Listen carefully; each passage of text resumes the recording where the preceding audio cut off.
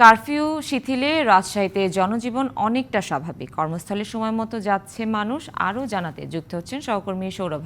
সরাসরি চলে যাচ্ছি তার কাছে। সৌরভ, কর্মদিবসে জনজীবন ও অর্থনৈতিক কর্মকাণ্ডে কি কোনো পরিবর্তন দেখছেন? বিস্তারিত জানাবেন। সুনন্দা, আপনাকে জানিয়ে রাখছি যে রাজশাহীতে বড় ধরনের কোনো নাশকতা বা নৈরাজ্যের ঘটনা ঘটেনি। তারপর কারফিউ দেওয়ার পর থেকে কিছুটা ব্যবসা বাণিজ্যে ভাটা পড়েছিল এবং পরবর্তীতে যে শিথিল কার্যক্রম শুরু হলো তারপর থেকে কিন্তু এখন পরিবেশ এখন অনেকটাই ভালো। আপনি জানেন যে আজকে সকাল 6টা থেকে রাত 8টা পর্যন্ত কারফিউ শিথিল রয়েছে এবং এই শিথিল সময়ে কিন্তু মানুষজন কিন্তু একেবারেই স্বাভাবিক চিরচেনা যে নগরী ছিল সেটি দেখা যাচ্ছে।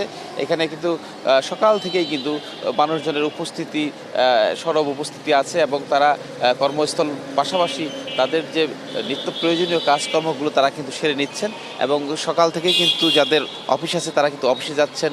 ব্যাংকগুলো সঠিক সময় খুলছে, সরকারি কার্যালয়গুলো সঠিক সময় খুলছে, বেসরকারি কার্যালয়গুলো কিন্তু সব কিছু স্বাভাবিকভাবে চলছে।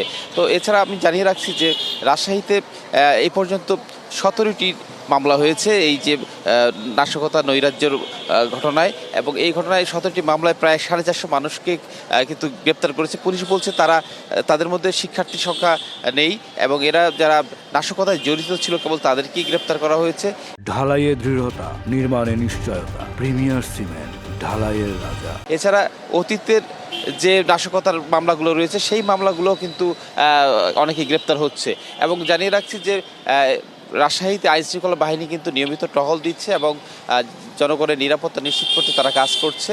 এছাড়া গতকালকে রাজশাহী বিশ্ববিদ্যালয়ের কিছু শিক্ষার্থী একটি বিক্ষোভ করেছে এবং এরপর কিন্তু পরিবেশ স্বাভাবিক ছিল। সুনন্দা।